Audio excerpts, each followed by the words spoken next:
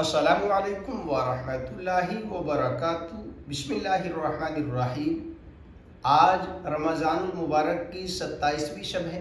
ہمارے ملک ہندوستان میں 95% مسلمانوں کا یہ معمول ہے کہ وہ رمضان کے مہینے میں زکوٰۃ نکالتے ہیں، حالانکہ رمضان کا مہینہ زکوٰۃ نکالنے کا مہینہ نہیں ہے، یہ روزوں کا مہینہ ہے۔ ہاں، بہت سارے لوگ ایسے ہیں جن پر رمضان کے مہینے میں زکوٰۃ فرض ہوتی ہے، وہ رمضان کے مہینے میں نکالے، لیکن یاد رکھیں ہر مسلمان پر، ہر انسان پر رمضان کے مہینے میں زکوٰۃ فرض نہیں ہوتی۔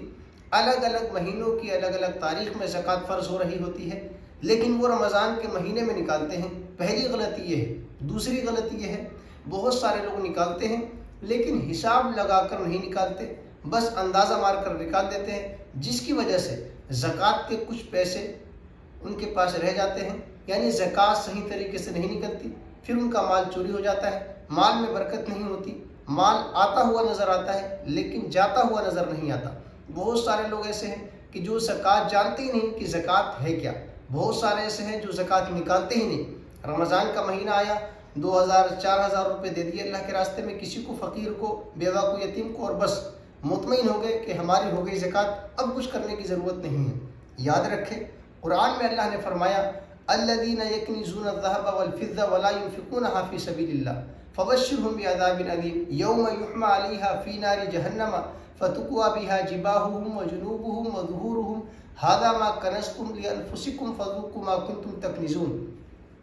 اللہ فرماتا ہے وہ لوگ جو سونا اور چاندی کو جمع کرتے ہیں، اللہ کے راستے میں خرچ نہیں کرتے، اے نبی ان کو بشارت سنا دیجئے دردناک عذاب کی، جس دن جہنم کی آگ میں ان کو تپایا جائے گا، پھر ان کی پیشانی کو، ان کے پہلو کو، ان کی پشت کو داغا جائے گا اور کہا جائے گا ھذا ما کنزتم لانفسکم فذوقوا ما کنتم تکنزون، یہ وہ مال ہے جو تم اپنے لیے جمع کرتے تھے، لو اس کا مزہ چکھو۔ تو زکوٰۃ نہ نکالنے والوں کے لیے قرآن مقدس میں جگہ جگہ سخت وعید آئی ہے۔ زکوٰۃ کے معنی سمجھیں آپ سب سے پہلے۔ زکوٰۃ کے معنی بڑھوتری، برکت کے ہیں۔ دوسری چیز یہ ہے زکوٰۃ کن لوگوں پر فرض ہے، تو یاد رکھیں زکوٰۃ صاحب نصاب پر فرض ہے۔ صاحب نصاب کا مطلب آپ بالکل آسان طریقے سے سمجھیں، 4 چیزیں: سونا، چاندی، نقد پیسے، کیش اماؤنٹ۔ نمبر 4 مال تجارت۔ سونا، چاندی، نقدی پیسے اور مال تجارت، یہ 4 چیزیں ہیں۔ ان 4 چیزوں پر زکوٰۃ فرض ہوتی ہے۔ اس کو آپ یوں سمجھیں، اگر کسی کے پاس صرف سونا ہے تو 7.5 تولہ سونا ہونا چاہیے، اس کو صاحب نصاب کہا جائے گا۔ اس کے علاوہ اگر کسی کے پاس سونا نہیں ہے، صرف چاندی ہے، تو 52.5 تولہ چاندی ہونی چاہیے۔ اس کے علاوہ نہ سونا ہے نہ چاندی ہے، صرف پیسے ہیں، تو اتنے پیسے ہونے چاہیے جس سے 52.5 تولہ چاندی خریدی جا سکتی ہو، یعنی آج کے دور میں 50-55 ہزار روپے کی 52.5 تولہ چاندی مل جائے گی، تو اتنے پیسے ہوں۔ یا سونا بھی نہیں ہے، چاندی بھی نہیں ہے، پیسے بھی نہیں ہیں، لیکن پلاٹ پڑا ہوا ہے یا کپڑے پڑے ہوئے ہیں، کوئی بھی مال بیچنے کے لیے خریدا ہوا ہے آپ نے، اور اس کی قیمت اگر آپ جوڑیں گے تو وہ 55,000-60,000 روپے ہے، جس سے 52.5 تولہ چاندی خریدی جا سکتی ہے، تو صاحب نصاب آپ ہو گئے۔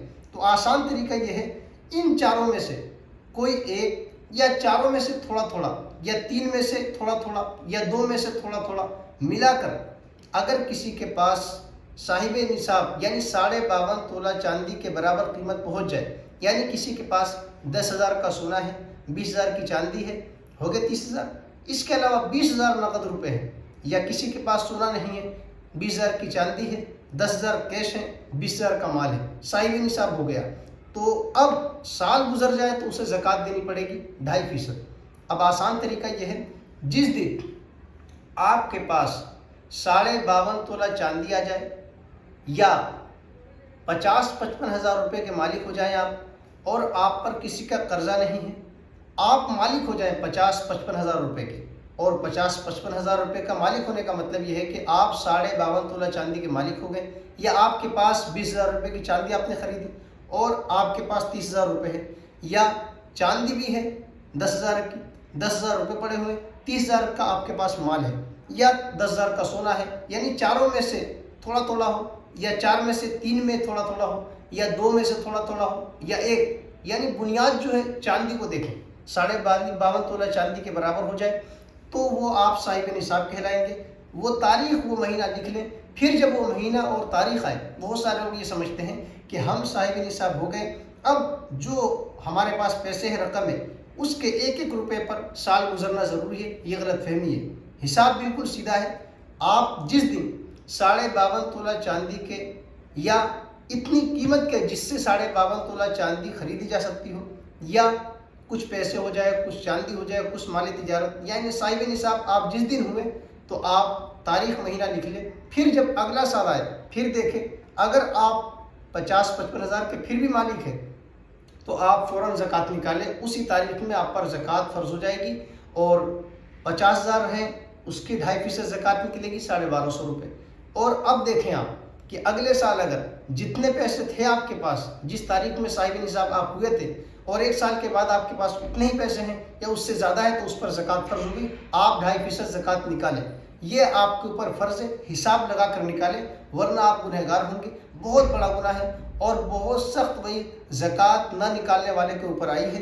तो आप अच्छी तरह समझ लें, ज़कात जिन लोगों पर फ़र्ज़ है वो सही हिसाब करके निकालें। ज़कात में बिल्कुल कोताही ना करें। अगर किसी के पास 1 लाख रुपए हैं तो उसकी 2.5% ज़कात 2,500 रुपये होगी। अगर कोई 2 लाख का मालिक है तो 5,000 रुपये। इसी तरह अब ये रहा मसला कि ज़कात किन लोगों को दें, तो ज़कात हर उस शख्स को आप दे सकते हैं जो साहिब निसाब ना हो। बहुत सारे लोग बेवा को देते हैं, यतीम को देते हैं। तो याद रखें, अगर कोई बेवा औरत है और वो साहिब निसाब है, यानी उसके पास सोना है, चांदी है या पैसे हैं, प्लॉट पड़ा हुआ है, साहिब निसाब है, आप उसको ज़कात नहीं दे सकते। इसी तरह कोई यतीम है, यतीम को ज़कात देनी चाहिए, लेकिन बुनियाद यतीम नहीं है। अगर कोई यतीम साहिब निसाब है आप उसको भी ज़कात नहीं दे सकते, याद रखें। यानी ज़कात जिसको दे रहे हैं ये देखें वो साहिब निसाब ना हो। मिसाल के तौर पर अगर कोई यतीम है, कोई बेवा है, कोई ज़रूरतमंद है, कोई ऐसा आदमी है जो मुस्तहिक है, कर्जदार है और 50 हज़ार आपकी ज़कात बनती है और उसके पास 50 हज़ार का कर्जा है, आप दे सकते हैं, कर्जदार को दे सकते हैं, हर उस शख्स को दे सकते हैं जो ज़रूरतमंद हो, जो मुस्तहिक हो। बेवा को नहीं दे सकते। अगर बेवा साहिब निसाब है, बहुत सारे लोग बेवा को पकड़ाते हैं, चलो भाई बेवा है, अगर वो साहिब निसाब है तो आप उसको ज़कात नहीं दे सकते। कोई यतीम है आप दें, लेकिन अगर वो साहिब निसाब है यानी उसके पास भी 50-55 हज़ार की कीमत है किसी न किसी शक्ल में, जो 4 चीज़ें मैंने बताई, तो उसको भी नहीं दे सकते।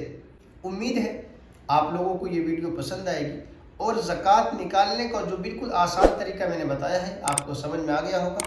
अल्लाह तबारक व तआला हम सबको कुरान और सुन्नत की समझ अता फरमाए और दीन के जितने अहकाम हैं उन पर ज़िम्मेदारी के साथ अमल करने की तौफीक अता फरमाए। अस्सलामु अलैकुम व रहमतुल्लाहि व बरकातुहू।